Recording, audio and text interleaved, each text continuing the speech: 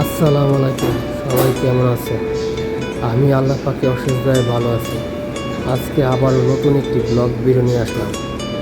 Blog ভিডিওটিতে দেখবেন আমার দাম্মাম খুবার শহরে তুব্বা ডিস্ট্রিক্টে অবস্থিত ফ্লেমিঙ্গো পার্ক, যা অতীতের নাম ছিল ভিনিসিয়া মল। সেই ভিনিসিয়া মলের ভবনটি আপনারা শুরু থেকে শেষ পর্যন্ত দেখেন, ভালো লাগবে।